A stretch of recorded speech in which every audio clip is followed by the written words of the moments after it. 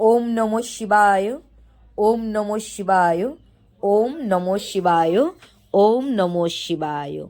স্বয়ম্ভু নারদ শম্ভু কুমার কপিল মনু প্রহ্লাদ জনক বিষ্ম বলির বৈয়া সকির বয়ম।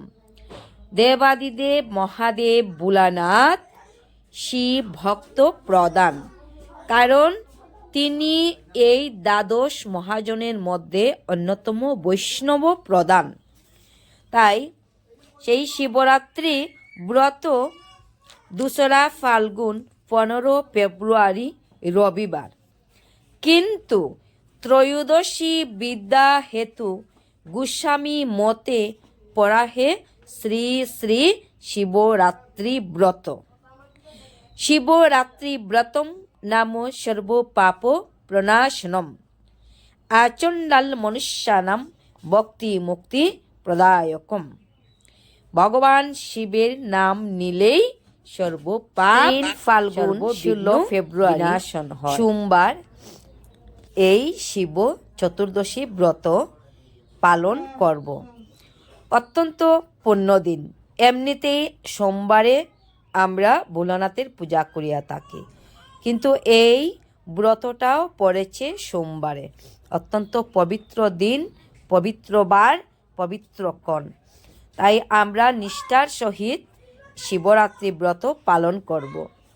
দেবাদিদেব মহাদেবকে তুষ্ট করলে অন্য ভগবানও তুষ্ট থাকে, কারণ তিনি অল্পেতেই সন্তুষ্ট, তাই ওনার নাম আশুতোষ। অল্পেতেই সন্তুষ্ট হয়ে যায়। শিবকে আমরা নিষ্ঠার সহিত জল, দুধ, দধি, ঘৃত, বেল পাতা ইত্যাদি ধূপ দীপ সহিত প্রদান করিলে তিনি অত্যন্ত অত্যন্ত আনন্দিত হয়। দেবাদিদেব মহাদেবকে কখনো কেউ ভুলেও তুলসী পত্র প্রদান করিবেন না। দেবাদিদেব মহাদেবকে বেল পাতা এবং বেল সহিত অন্যান্য ফল প্রদান করিবেন, দধি দুগ্ধ ইত্যাদি প্রদান করিবেন, কিন্তু কখনো তুলসী পত্র প্রদান করিবেন না। তাই এই ব্রত নিষ্ঠার সহিত আমরা পালন করব। ওই দিনে অক্ষয়া মৌনী স্নান রয়েছে, মৌনী স্নান করতে পারেন। গঙ্গা স্নানে বহুশত সূর্যকালীন স্নান জন্য ফল সমফল। তাই আমরা মৌন স্নান করব, কথা না বলে আমরা স্নান করব। পরদিন 4 ফাল্গুন 17 ফেব্রুয়ারি শিবরাত্রি ব্রতের পারণ। পূর্বাহ্ন অর্থাৎ সকাল 9:59 মধ্যে গোস্বামী মতে শিবরাত্রি ব্রতের পারণ। পারণের সময় অবশ্যই আমরা পারণ মন্ত্র উচ্চারণ করব, কারণ পারণ মন্ত্র উচ্চারণ করিতে হয়। শিবরাত্র ব্রতের পারণ মন্ত্র হল সংসার ক্লেশ দগ্ধস্য ব্রতে নানেন শঙ্কর প্রসিদ সুমুখনাথ জ্ঞান দৃষ্টি প্রদুবব। এইভাবে আমরা 3 বার এই মন্ত্র উচ্চারণ করব। সংসার ক্লেশ দগ্ধস্য ব্রতে নানেন শঙ্কর প্রসিদ সুমুখনাথ জ্ঞান দৃষ্টি প্রদুবব। এই সংসারে আমাদের যে দুঃখ, দুর্দশা, ক্লেশ শব্দের অর্থ দুঃখ, এই দুঃখ দুর্দশা থেকে ভগবান শঙ্কর যেন আমাদিগকে কৃপা করে রক্ষা করেন। আমাদের এই ব্রত পালন করতে কত ভুলভ্রান্তি হতে পারে, তাই তিনি যেন কৃপা করে, হে সোমনাথ ভগবান কৃপা করে জ্ঞান দৃষ্টি প্রদান করুন, সকল ভক্তের উপর সবাইকে কৃপা করুন। এইভাবে আমরা এই মন্ত্রটি 3 বার উচ্চারণ করে তৎপশ্চাৎ আমরা পালন করব।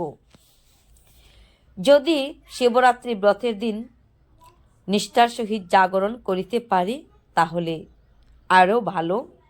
4 প্রহরে আমরা ভগবান দেবাদিদেব মহাদেবকে শিবলিঙ্গে জল প্রদান করব, দুগ্ধ, দধি, ঘৃত ইত্যাদি প্রদান করিতে পারব। যাদের গৃহে শিবলিঙ্গ নাই ওনারা মাটি দিয়ে শিবলিঙ্গ তৈরি করে নিতে পারেন। শিবলিঙ্গ তৈরি করে আমরা শিব পূজা করিতে পারি। তবে গঙ্গার জল প্রয়োজন, কারণ দেবাদিদেব মহাদেব নিজ মস্তকে জটার জালে সে গঙ্গাকে ধারণ করেছিলেন। ভগীরথ যখন শিবকে তুষ্ট করে বলেছিল, হে ভোলানাথ, আমি গঙ্গাকে মরতে আনতে পারিতেছি না, আমার 60,000 যে পূর্বপুরুষগণ রয়েছে ওনাদের উদ্ধারের জন্য আমি মরতে গঙ্গা দেবীকে আনিতে চাই, তাই আপনি কৃপা করে আশীর্বাদ প্রদান করুন। এই ধরাধামে গঙ্গার করতরা স্রোতের বেগ ধারণ করার মতো কাহারও সামর্থ্য নেই, তাই আপনি কৃপা করে যদি গঙ্গার স্রোত ধারণ করেন তাহলে গঙ্গা দেবী মরতে আসেন। এইভাবে ভগীরথ শিবকে তুষ্ট করে গঙ্গা দেবীকে মরতে এনেছিলেন। তাই গঙ্গার জলের প্রয়োজন, গঙ্গার জল পুজোয় লাগে।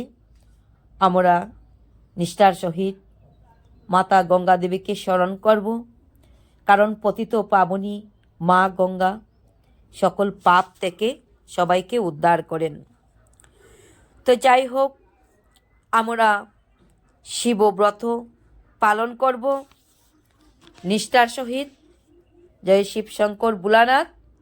আজকে এইভাবেই এই স্থানেই আমরা আজ বিদায় নিলাম। জয় শিব।